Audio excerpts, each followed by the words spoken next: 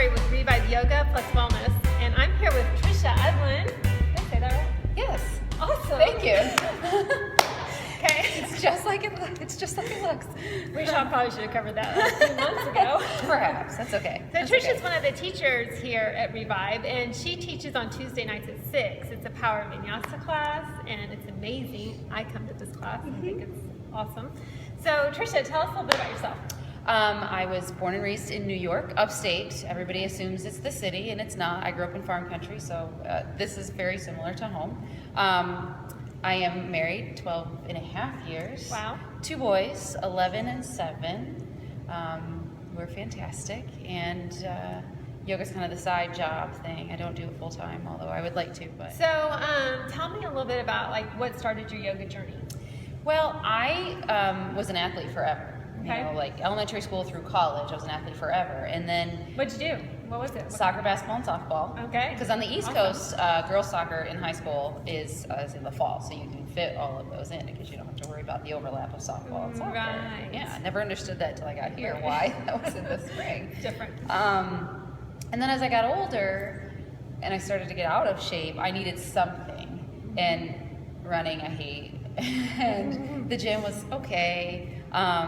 And a coworker of mine, we said, hey, let's go to the Y tonight, let's go to yoga. And so we did, and we went to a beginner class, and we walked out, and we were kind of looking at one another, and we said, what'd you think? And we both were like, well, we loved it, it was great. And so we kept going to that class, and just really felt a connection to it. And it was very physical at first. I wasn't getting anything else out of it. I wasn't looking for anything else out of it. Absolutely. Just wanted to move my body. And so I started to feel a lot better, and noticed that my sweat became less toxic, and so it just kind of grew from there. It grew and grew and grew.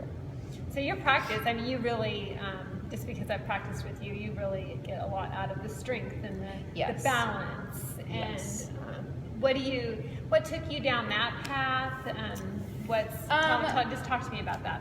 So I started yoga 5 years ago in Wichita, and like I said, it was at the Y, and then after about a year, I started to go to a dedicated studio, and it was a hot studio. Hi, Tim. And it was a power flow vinyasa. Every single class, whether it was a level 1, 1, 2, or a 2, everything was really about strength and about advancing the practice. It was more, I guess you could call it a yoga for athletes. Right, absolutely. Just to unwind, really, is what we did. And so that just became more me. You know, I have a very sedentary day job, so I sit at a desk most of the day.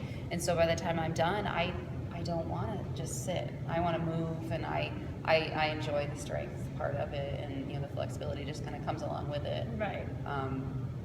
You just see the changes in your body, I think, a little bit more, and that's, I think, always what I was looking for, was to get back to that high school body. Right. Free baby want body. that? Yeah, free baby body. So in your classes, for students that might come to your class, or the students that are coming now, what inspires you about teaching, and what do you want your students to get out of class?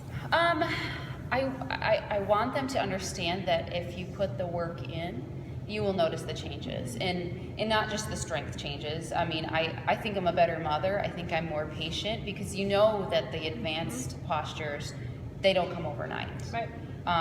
Just like your attitude towards life and towards your children and whatever doesn't happen overnight. So you have to put the time and the effort into it.